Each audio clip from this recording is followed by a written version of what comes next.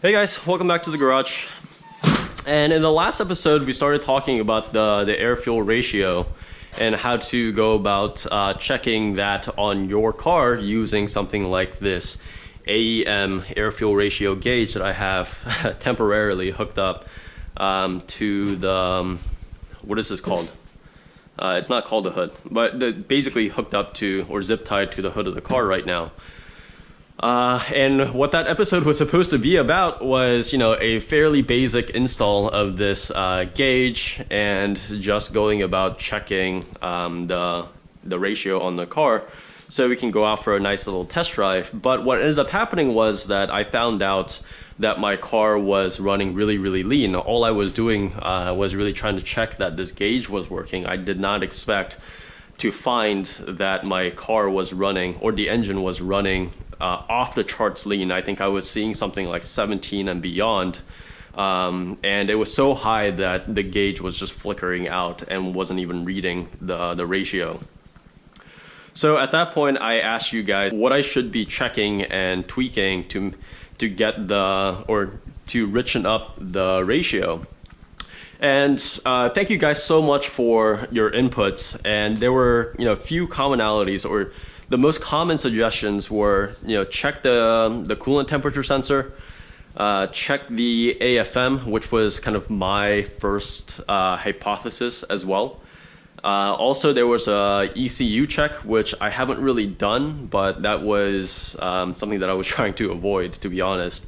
And fourth is the throttle position sensor, which is on the throttle body. And I didn't think of that while I was in here, but that is an excellent suggestion. And I'll try to explain later why the throttle position sensor could be the solution to our problems. So after hearing all the suggestions, I took a few days off from being in here to back on the computer to read up a lot more on those components that were mentioned and how to go about testing them.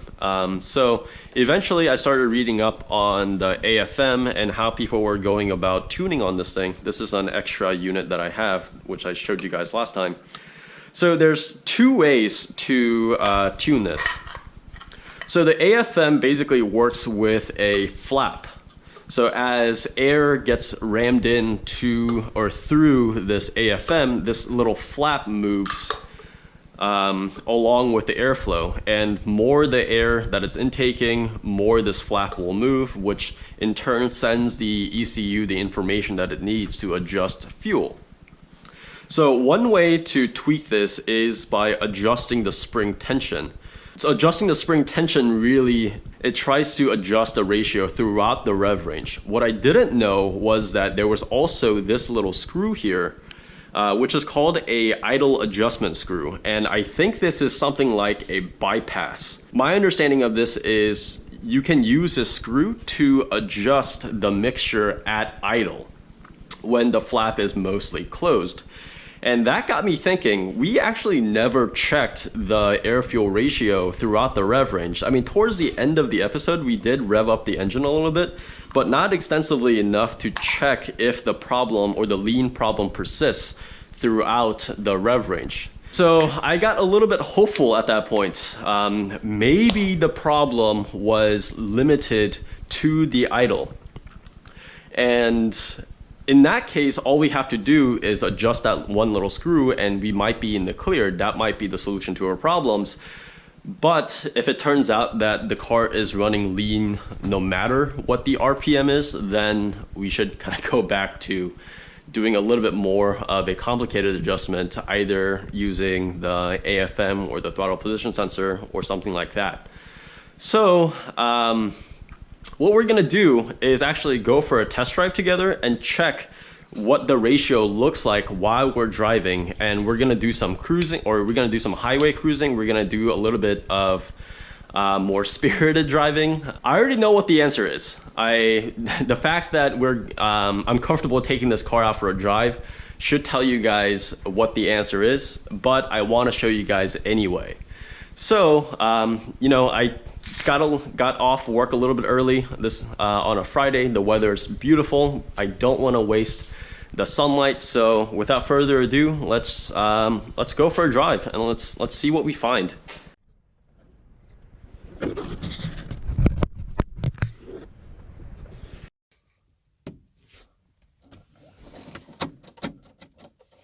Alright guys, so we have the GoPro all set up, and I started the car earlier just to get it warmed up so you guys can immediately see what the idle mix looks like. Looks like it's already showing 17 when the car is off. So let's go.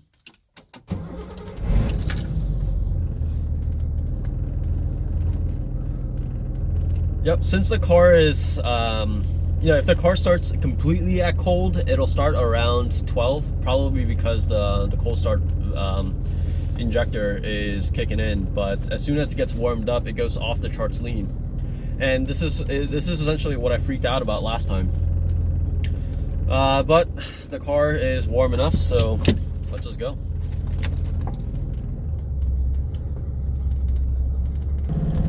And I just realized this is the first time that I've shown you guys this car on the road for a while, even though I've been driving it around a lot. And the reason why I suspected that our lean issue might be only at the idle and really low loads is because I've been driving this out a lot. Like, I've been almost using this as a daily driver to go get like groceries and stuff, and the car seemed to be running really, really well, and I just couldn't believe that it was running that lean. So that's, yeah, I mean, to be fair, I don't exactly know what this car runs like when the engine is just in tip-top shape, but I just couldn't believe that, you know, the engine would be running that lean and running so well. So this is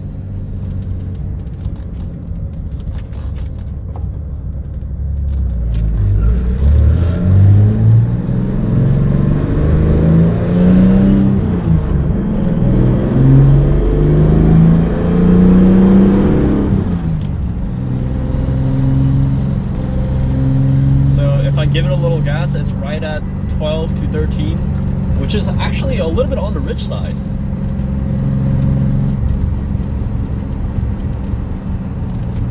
So we are at a stoplight, so we're coming to a stop. And let's see what it settles at. By the way, I still have a idle sticking issue, but it's not as bad as before. See, it just went back down. And when the engine goes below 1500 RPM, it does go lean, but not extremely, as we've seen in the garage. It's not anywhere near 17. So it's right now it's just idling right around 15, which is perfect.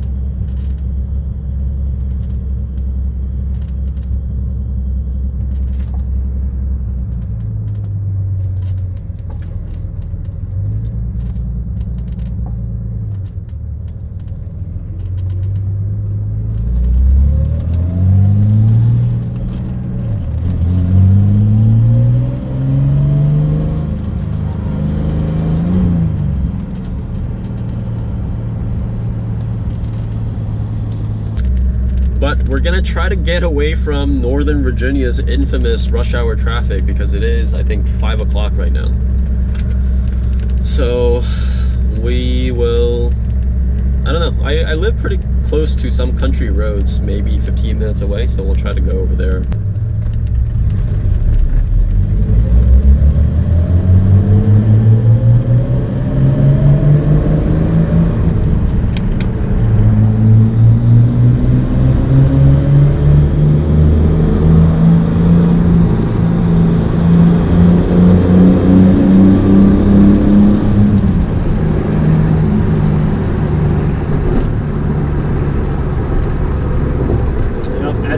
It's going to do that. It's going to go off the charts lean, but that's not an indication of a problem. Uh-oh, police officer.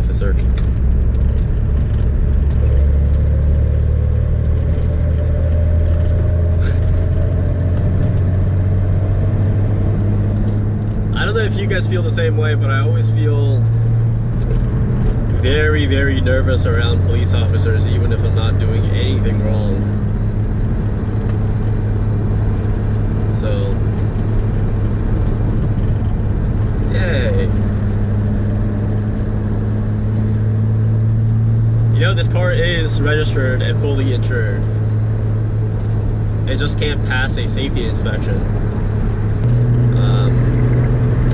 The horn doesn't work, the wipers don't work, the rear view mirrors flop around, the tail lights don't work, just to mention a few problems.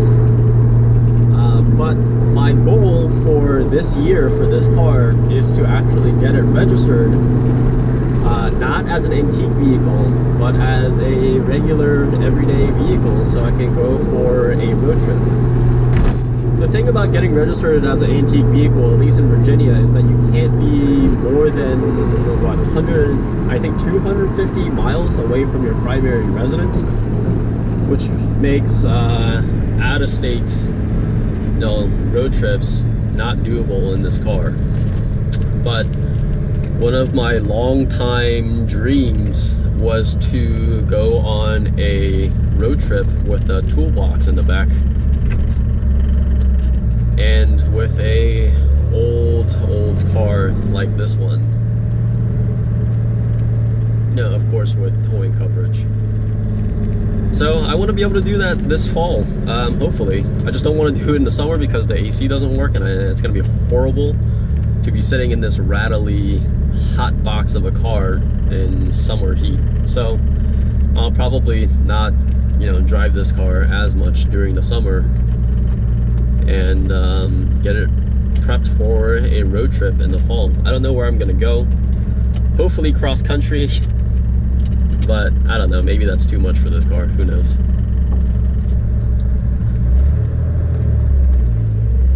And you guys can definitely sense that I am just using this opportunity as an excuse to take this car out, but because you guys can already see that the air-fuel ratio is fine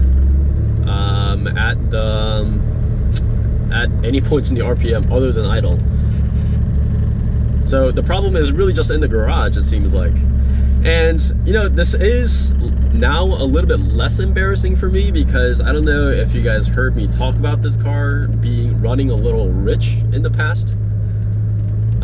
Because I did say that it smelled a little bit like gas, and I thought the car was running a little bit on the rich side, which I think is true at higher loads.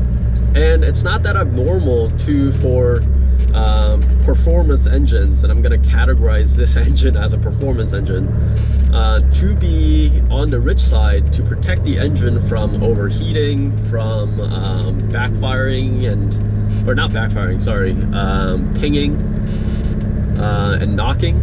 So it's the only thing that you're really sacrificing is fuel efficiency, which of course I don't really care about in this car because I drive it, I don't know, 200 miles a month. And then also there's emissions, which I should feel a little bad about releasing extra carbons into the air, but again, I don't drive this car very often. So in summary, I would much rather be in the rich side than the lean side. And in fact, the most optimal power output of an engine does not occur at stoic. It occurs usually at around anything from 12 to 13 air to fuel ratio. And it's because the engine, especially when it's spinning fast, it's not perfectly efficient. It can't burn off all the fuel. So having a little bit extra in there for every unit of air really does help the performance of the car, especially at high RPMs, which is why performance engines are tuned to be rich.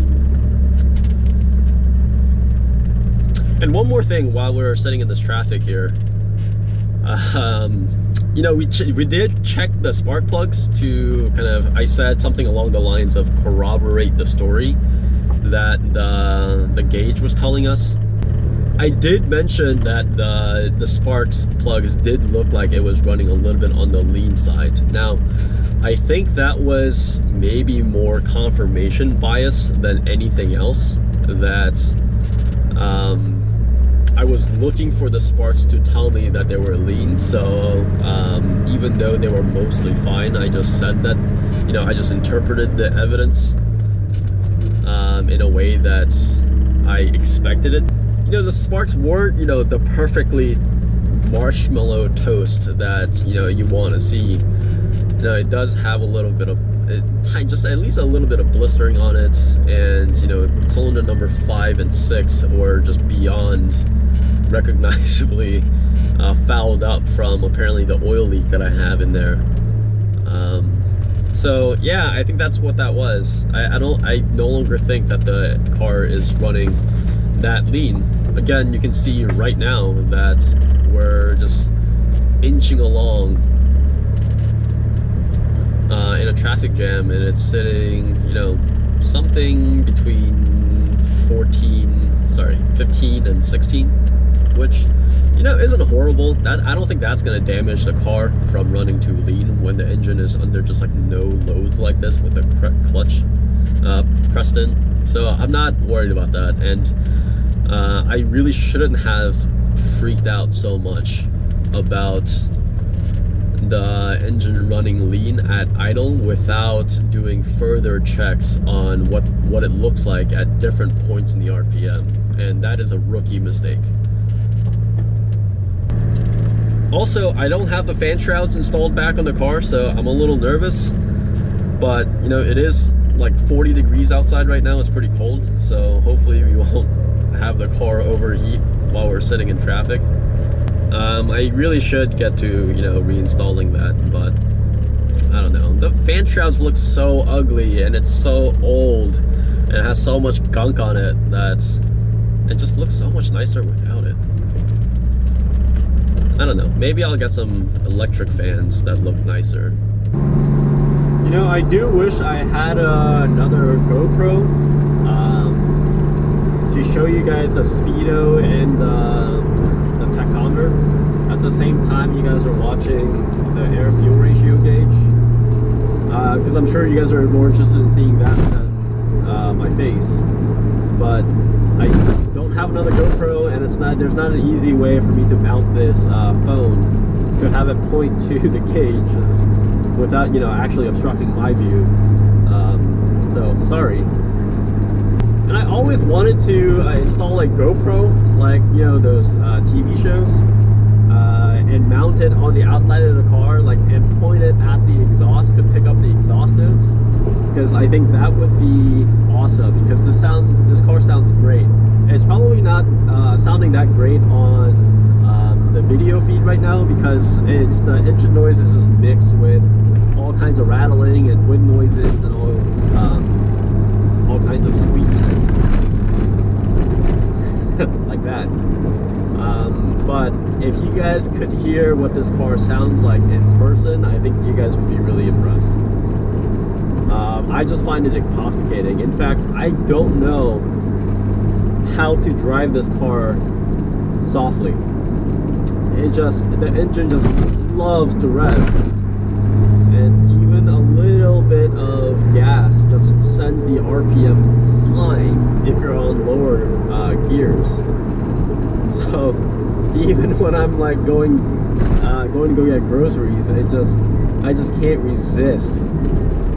I just can't resist putting the foot down and letting the engine just scream. And like I said, it is just addicting.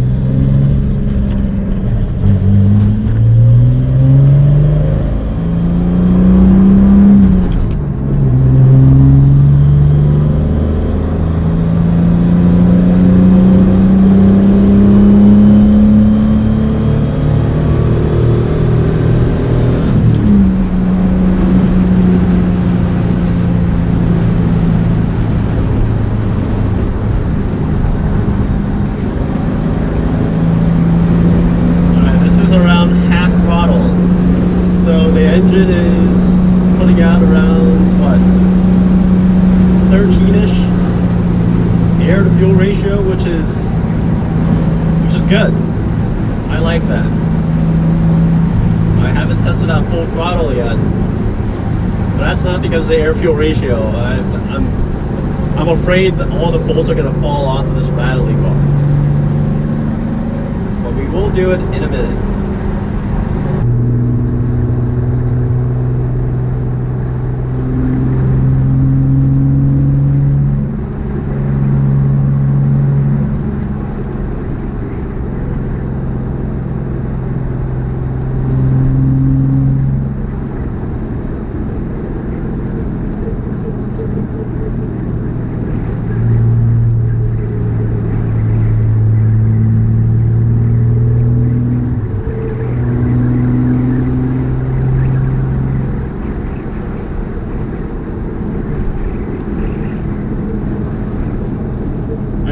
I really should have brought my work phone out here because I'm using this as a video camera and I don't know my way around here, so I don't really know where I'm going, but I am content to get lost until I'm done shooting this, and then I can go back home before the sun sets.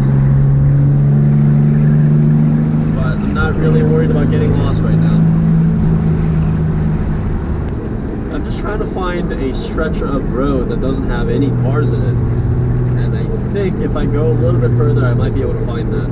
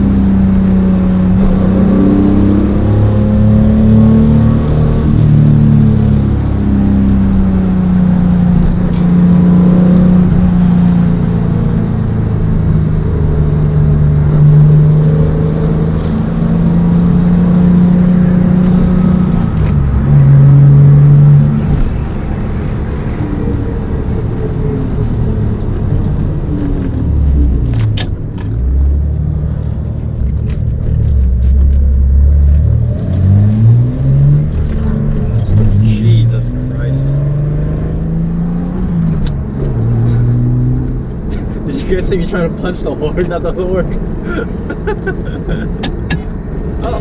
Oh, it does work.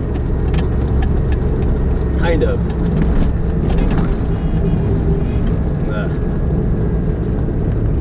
That horn doesn't sound very good.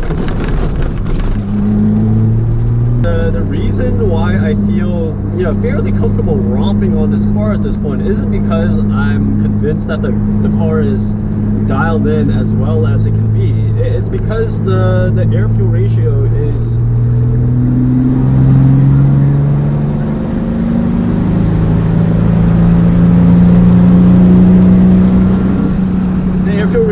showing me that I'm clearly very much on the rich side, which gives me a lot of confidence that the engine isn't going to overheat and it's not going to basically detonate from being overworked. And that's a great feeling. That's the air fuel ratio gauge really gives you a lot of sense of security, even if you know that the car isn't, maybe not timed exactly right, tuned exactly right, but at least if you're not running lean, there's not that much damage you can do to your car unless you really abuse it. And in this car, it's more likely that I'll blow up the transmission, I think, before I blow up the engine.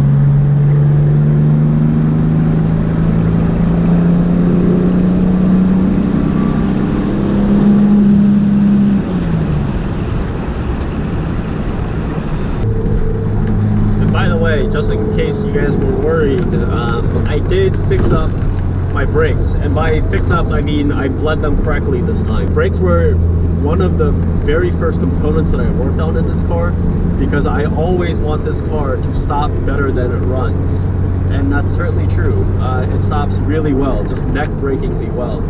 I don't see a need at all to upgrade the rear wheels or the rear brakes to disc brakes, because brakes are certainly not the weakest point in a car. I'll just say that. Yeah, the one thing that I'll note is that the ratio fluctuate. It seems to fluctuate quite a lot even when the car is stopped. So right now we are idling at around 1400 RPM. You know, it tends to idle at much higher RPM than if you just started the car up in your garage, which should be at around 800. But right now it's idling at around 1400 RPM. And you can see that it's idling at it's fluctuating anything in between 14.7 and mid-15 or mid-15s in terms of ratio. And I wonder if that's normal. Alright, one last thing that we're gonna do before we head back home is just cruise on the highway. Excuse my shifting. So we're gonna get on the highway, put it into 5th gear, and cruise at around 65 miles per hour, which the rev should be something around 3,000 or something near that, and we'll see what the ratio gauge says. If you're idling, if you're cruising down the highway, you should be, it's the most fuel efficient to be running slightly lean, maybe something like 15. I don't expect this car to do that. I imagine it's gonna still sit a little bit on the rich side. Yeah, maintaining speed at like 55 miles per hour. You know, it turns a little rich if you go uphill.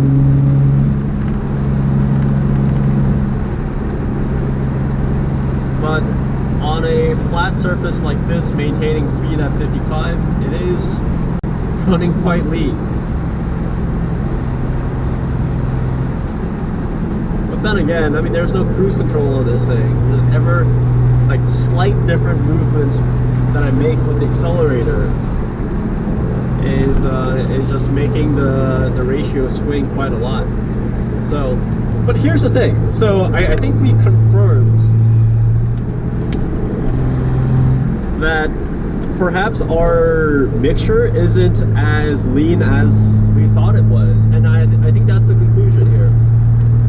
What we don't know is if the ratio is exactly where we want it to be for optimal power output.